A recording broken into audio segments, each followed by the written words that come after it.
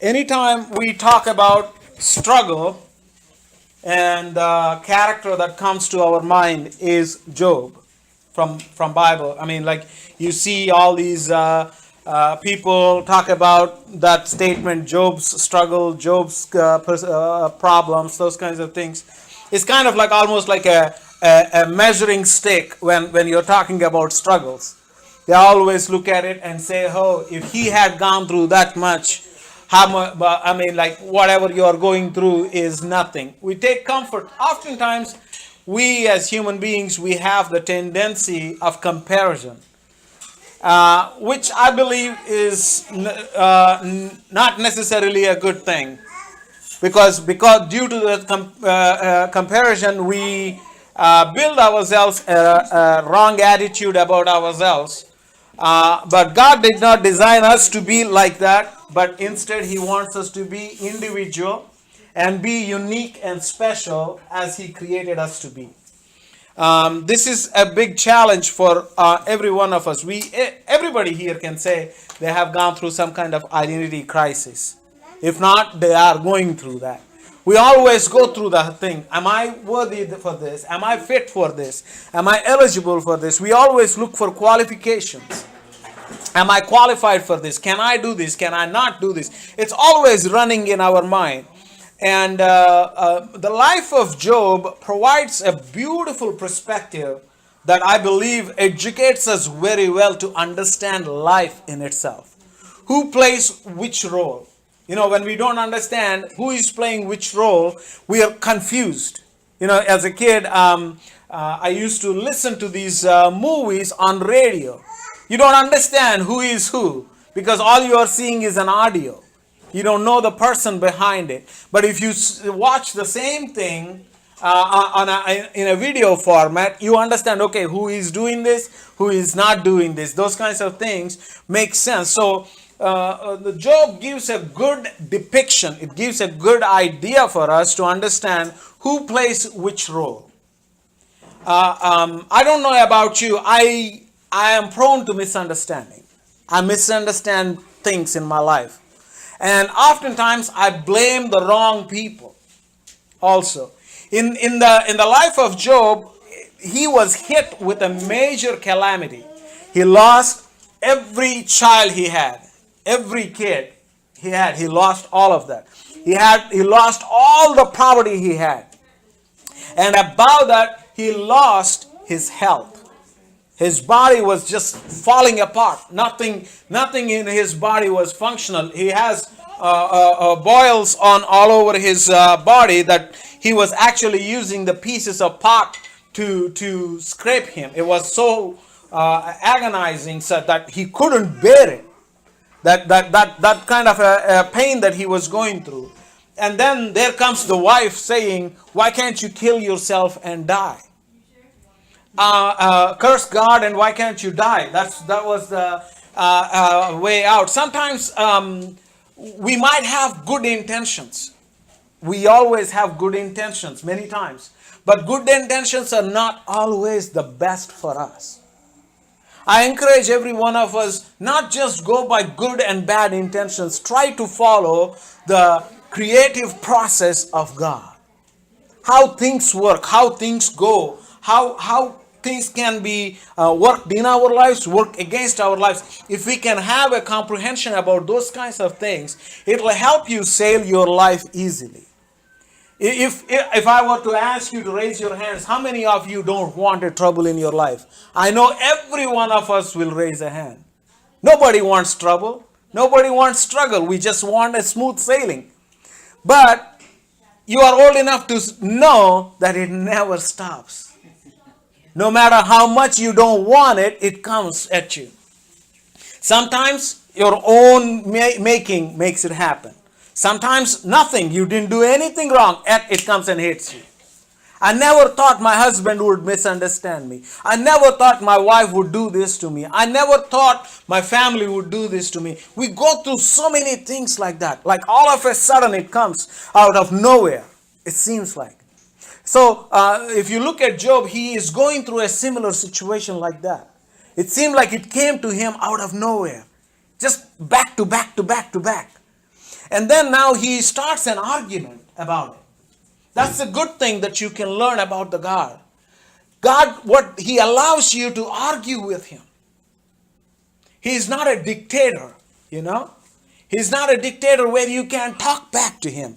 Instead, he is a God of Israel. Israel means wrestling. You can wrestle with him. You can argue with him. You can ask him questions. What about this, God? Why is this happening in my life? You can do that. Anybody ever threw a tantrum at God? We do that. If you have a relationship with God, why God? Why? Why is my life like this? Why is nobody caring for me? Why did you abandon me? We do all those kinds of things. At once he didn't strike you down, did he? If he did, you wouldn't be alive. If he really wanted to strike you down, you won't be alive, right? He knows how to clean it up good.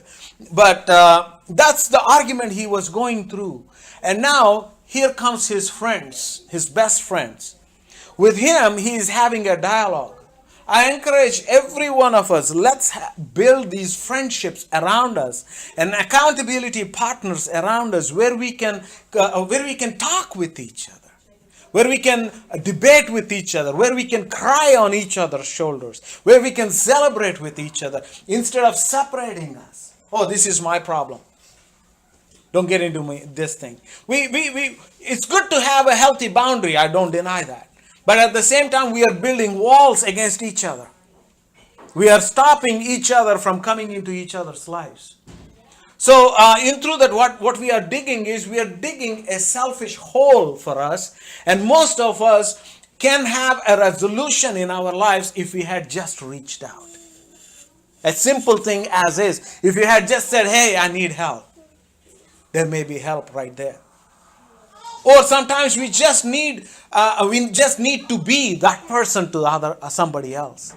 Hey, I'm here to help you. I'm here to console you, comfort you. Instead of being judgmental. That's what we do. Human beings, first thing we do, hey, this is wrong with you. We try to find faults with each other. I tell everybody, don't try to waste your time to find faults with me. I have 1,000,001. I'm telling you in front. So don't try to find faults with me. I have 1,000,001. That's why I need the grace of God. Amen. So I need that because I am flawed. I am broken. So I need something to fix me.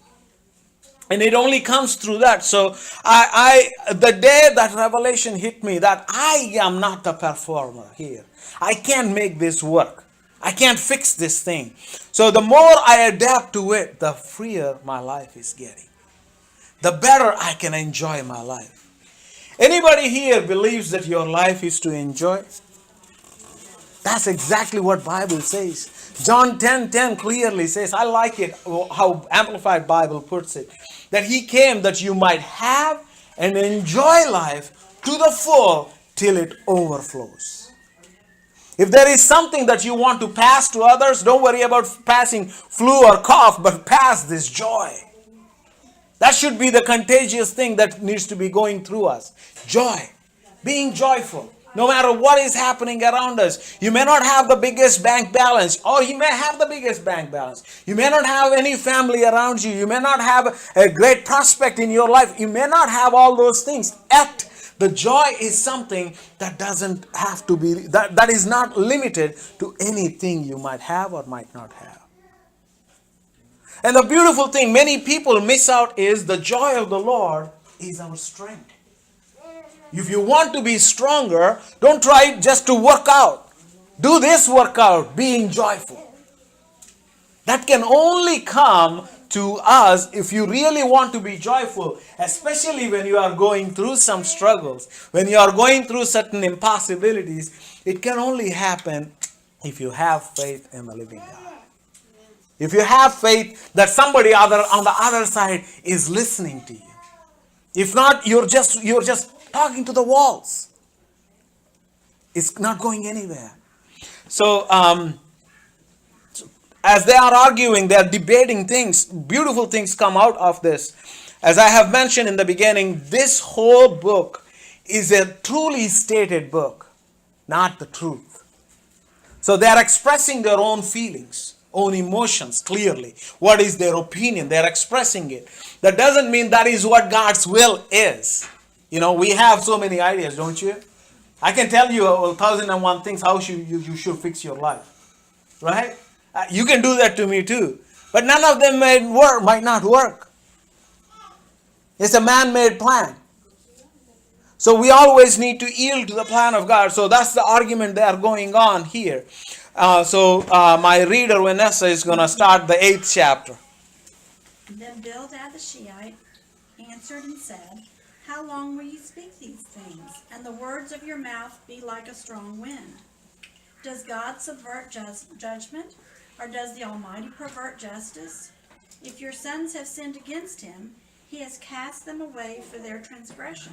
So this is a beautiful thing I would like for us to pay attention. This is, if we can comprehend this, we will be able to understand God's heart.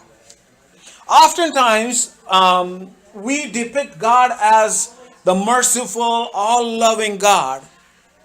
And why is this happening in my life? Why is this bad things happening around the world? Why are all these bad things happening around? We like to question that. And if God is so loving and merciful, why are these things happening? But I here this guy points out something towards God also it is not just God is merciful, he's the just God. The God of justice. Justice and mercy, not the other way around. This is the hardest thing you and me can ever do. To give justice and even show mercy. Only God can do that. Only God can do that. I tried so many times to do it. No matter what I do, I'm still at fault. Have you ever tried to please two people and one of them will always hate you? It doesn't matter which way you go. So I can't really provide a true justice. But bless God, God can do that. That's his job. He has to do that. Even in spite of our wrongdoings, in spite of our mistakes, even though he is giving you the true justice for your actions, yet he never backs away from showing his mercy. So many times the people ask me this question, like, if God you talk about is a God of love, why in the world there is war? Why in the world people killing or anything like that happens?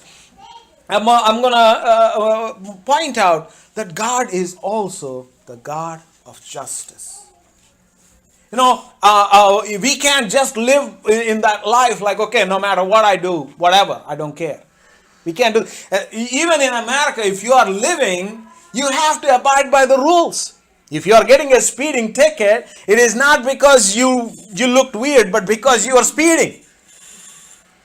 When was the last time you got a speeding ticket because you looked weird? You will get a speeding ticket because you are speeding, you're breaking the law. So the same thing is true with God. He's a God of justice. Many times we even go through so much of pain. God, why is the people hurt me? These people are abusing me. These things are hurting me. How can you not do anything about it? Because you're still holding on to it. Instead, roll it over to him. Roll it over to him and believe in his justice. That he will bring you to justice. If you let him be the judge, if you let him be that person, then he can do that for you. Instead, many times we try to take revenge. Bible clearly says, vengeance is mine, says the Lord. He is the one who can dish it rightly. So let him do his job instead of us trying to take the vengeance. If he wants to use me in the process of it, like especially with my son, if I have to train him in some of the things that he is going wrong, it is my responsibility as his agent to tell him something or to correct him. He can use me in someone's life to bring his justice. He can use anybody to bring justice. The same way he can use people to bring mercy. Don't ever forget that. Don't ever forget that. You're not just a mercy messenger, you're also a justice messenger. Sometimes, which side will you take? Who is right, who is wrong? It's always complicated to figure that out.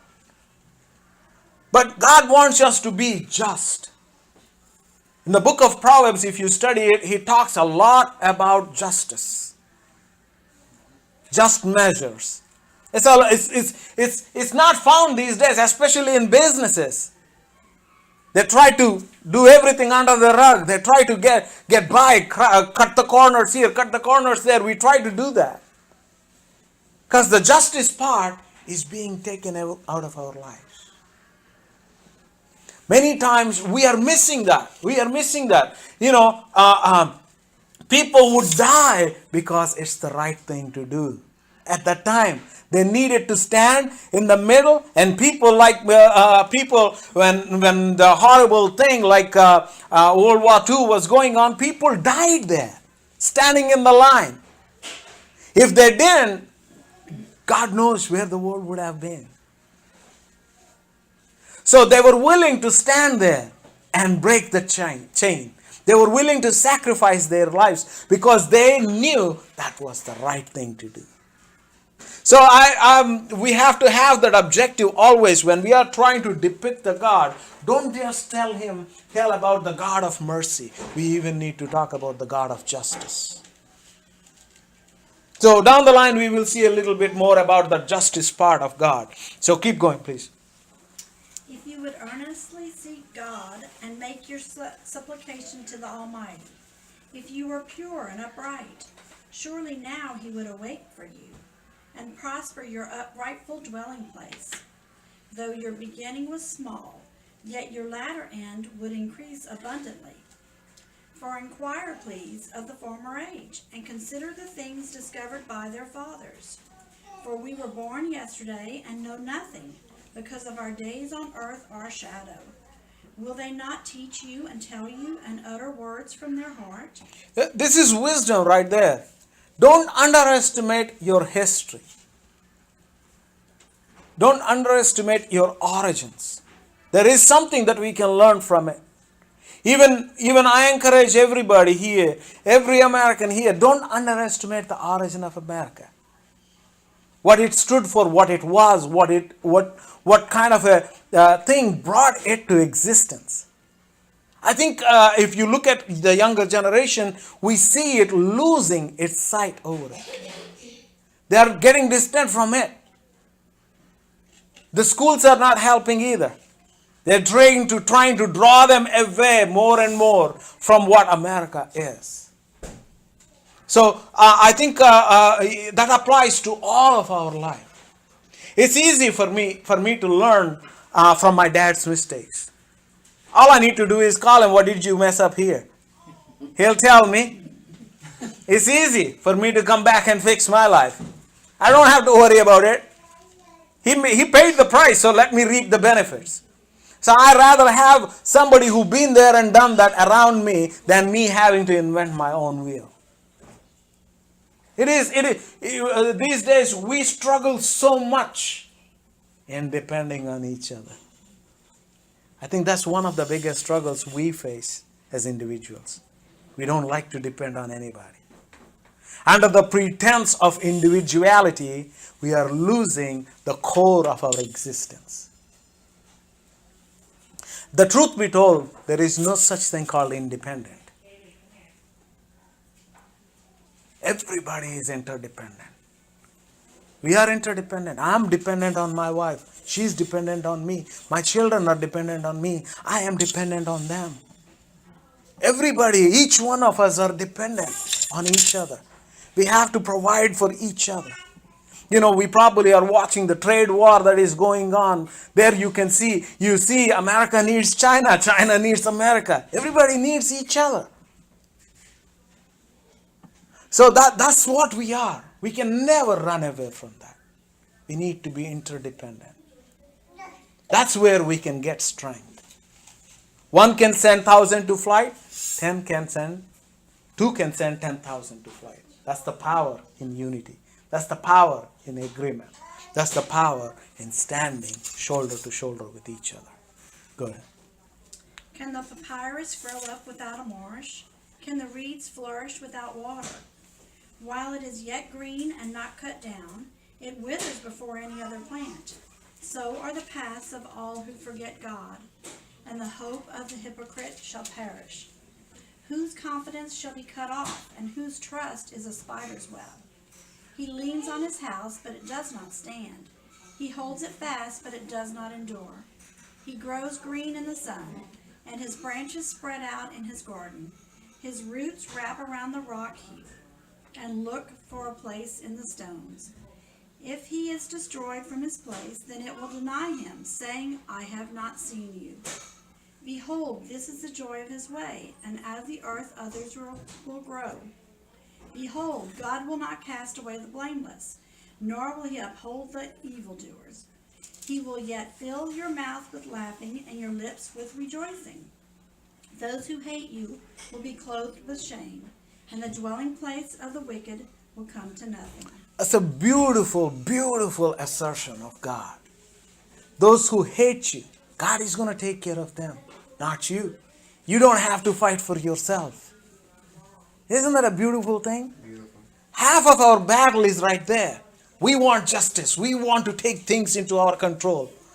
You know, if you think you are not like that, I just want to see you how you drive. And when somebody cuts you, I really want to see which finger is coming up. You know, I know. We might pretend as saints, but we are not. So this is where giving God is kind of like putting brakes. Stop. You're running. Let me do the running for you. You just sit and relax. When I'm driving your race, let me ride it. Let me take care of it. I know how to take you. You won't even know. I'll take care of you. You know, the same thing how Daniel, when he was thrown into the den of fire, in that fire, Bible says he came out, not Shadrach, Meshach, and Abednego. They come out of it without even smelling smoke. That's the power of God that is available for us. We got to utilize it. So we can come out of that whatever furnace we might be going through, whatever pain that we might be going through, whatever loneliness that we might be going through. If we let him ride it, he will get you out well. That's what I want always. Many times I try to take the wheel back. I'm like, okay, I'm struggling. I'm trying to make this happen. I just need to let it go. Let it go and let him run the race. He will bring the true justice for you. He knows who have hurt you. He exactly knows where we are hurting. If he doesn't, then he is not God. Amen? He can't be. So let's go to the 9th chapter, please. Then Job answered and said. See, look at this. There is an argument going on. You know, we are missing that these days. We don't have a dialogue. We are not having a dialogue. I like Sneha much. When we have some things at work, I talk something about India, and she's like, I disagree with you. I'm like, I like it. I need to pray for you. Yeah. But I like people when they disagree with me. I am okay with it. I'm not excited about it that somebody is not agreeing with me, but I like to have an argument. I like to have a civil discourse. I'm okay with that. We are missing that. As a society, as a family, we are not talking with each other. And especially with the social media that we have, we just do something and don't even have a personal connection with each other. We are trying to portray a picture that rainbow land that is not there. When we are struggling and falling apart in here, the whole world sees us. Oh, look, I'm here at this Disneyland. I'm here at this. Who cares? When we have a dirty laundry that never got washed. But we are always trying to depict that, everything is fine. It's okay. Let us be real with each other. Let us be honest with each other. We have to learn that. Maybe we need to relearn ourselves. That we are human beings, not robots. Go ahead, please. Truly, I know it is so. But how can a man be righteous before God? If one wished to contend with him, He could not answer him one time out of 1,000. See, look at this thing. He is putting this is a beautiful thing. If you understand this, you will understand the reason for Jesus Christ being a mediator. This is where if somebody is so up there, how can we even argue with them if we don't have a level playing field? You can't compete with those people, right? If somebody has a high set of skills and you are somewhere there, you can't compete with them. There is a huge gap. And there it provides a need for us to have a mediator that can tip the balance. That's exactly what Job is trying to portray. If I can talk with him, he throws a brick at me. I can't even point anything wrong with him because I'm full of mistakes. I'm full of faults. And then he even tries to portray almost like he is mad at God because he is so pure. I can't do anything with this dude, man. He's just too much for me. And through that, he is showing his anger toward his God. I can't talk to him. I can't relate to him. I can't connect to him. And he concludes some things. This, unfortunately, many people are in this place.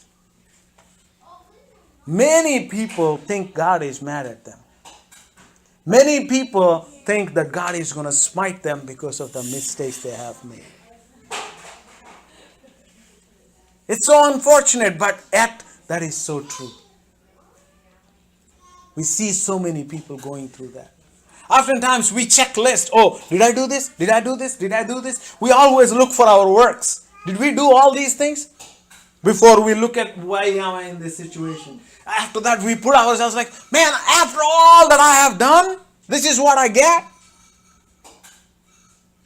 Yet if you put God into that equation, after all that he have done to us, what did you do? So it completely goes off balance. And in through that, many times I have seen time and time again, I have gone through that pain, condemnation. We condemn us. Go on, he does that. Go on. God is wise in heart and mighty in strength. Who has hardened himself against him and prospered? He removes the mountains and they do not know when he overturns them in his anger. He shakes the earth out of its place and its pillars tremble. He commands the sun and it does not rise. He seals off the stars. He alone spreads out the heavens and treads on the waves of the sea. He made the bear, Orion, and the Keep moving. Okay. And the neighbors of the south. And he does great things past finding out. Yes, wonders without number. If he goes by me, I do not see him. If he moves past, I do not perceive him. If he takes away, who can hinder him? Who can say to him, what are you doing? God will not withdraw his anger. The allies of the proud lie prostrate beneath him. How then can I answer him and choose my words to him to reason with him? For though I were righteous, I could not answer him. I would beg mercy of my judge. If I called and he answered me, I would not believe that he was listening to my voice. For he crushes me with a tempest and multiplies my wounds without cause. See, he's blaming God. This is what we often do. The struggles, the pains, the problems that we go through in our lives, we often blame God. But there is another person we always forget that we see in the beginning of this book. His name is Satan, accuser, Satan. That guy has a play in this. Never overlook that guy's role. We go through many times. I ask God, why in the world this is happening to me, God? I never gave it to you. God would say, I never gave it to you to begin with. It was never his plan to destroy us. The same John 10:10 says, the thief comes only to steal, kill, and destroy. That's his job. Whereas God's job is to give life, not to take life. He is never in the business of destroying you. He is never in the business of putting you down. He is never in the business of condemning you, but instead he is in the business of lifting you up. He knows what you are going through. He doesn't even acknowledge those things because he doesn't want to give them any power. He wants to give you the power to overcome those weaknesses, overcome those struggles, whatever it might be. That is his plan. Continue, please. He will not allow me to catch my breath, but fills me with bitterness. If it is a matter of strength, indeed he is strong. And if of justice, who will appoint my day in court? Though I were righteous, my own mouth would condemn me. Though I were blameless, it would prove me perverse. I am blameless, yet I do not know myself. I despise my life. It is all one thing. Therefore I say, he destroys the blameless and the wicked. If the scourge slays suddenly, he laughs at the plight of the innocent. The earth is given into the hand of the wicked. He covers the faces of its judges. If it is not he, who else could it be? Now my days are swifter than a runner. They flee away. They see no good. They pass by like swift ships, like an eagle swooping on its prey. If I say, I will forget my complaint, I will put off my sad face and wear a smile. I am afraid of all sufferings. I know that you will not hold me innocent. If I am condemned, why then do I labor in vain? If I wash myself with snow water and cleanse my hands with soap, yet you will plunge me into the pit, and my own clothes will abhor me. For he is not a man, as I am, that I may answer him, and that we should go to court together. Nor is there any mediator between us, who may lay his hand on us both. Let him take his rod away from me, and do not let dread of him terrify me. Then I would speak and not fear him. But it is not so with me. Amen. Thank you. See, there is this, he talks about, I am condemned. The Bible clearly says, therefore now there is no condemnation. See, this is what they're doing in the Old Testament when they haven't been exposed to the grace of God. They were walking under condemnation because they are always looking at their performance. The more we look at our performance, I'm always falling short. We always fall short when we are looking at our performance. But whereas grace is not about your performance, but your belief in his performance. The sacrifice that he sacrificed on the cross. And here he asks, I need a mediator who can have hands both on me and God. And that's exactly what Jesus does. He offers that bridge to us, the sinners, and to him, the righteous God. He offers that bridge so we can come boldly to the throne room of grace. If you want to talk to him, you can boldly go there. You don't have to look at it, oh, I'm not fit for this thing. I'm not worthy for this thing. You can boldly go. Whereas Job was not able to see the grace there. But he sure saw the need for mediator. There needs to be somebody who can fix it. Who needs to be there in between. Otherwise, these are two different worlds. The world of God and the world of man. And that's what the bridge is. That's what the true Christmas is about. Joining these two worlds. And that I believe is what is going on here. And that's what Job is complaining. And through that complaint, you see an answer from God down the line. It's always good for us to have a healthy debate with God. It's okay. God allows it. The only thing he don't want is doubting him. Don't doubt me. You want to question me? Question me. I'm okay. Everybody questions and God answers. It's okay to question the God. But don't doubt him. When you doubt him, you're not giving him room to answer you. He can't operate in there. But if you have questions, what about this? What about that? What about this problem? What about that issue? What about that idea? What about that concept? Have those questions. That is what made me come to God when I was questioning it. What about this, God? What about that? These questions always made me search for answers. And every day I continue to do so. I want to find answers. I don't want to live a life of misery or mystery. I want to live a life of promise. A life that is filled with joy and peace. And that, I believe, is true for us all. God bless you.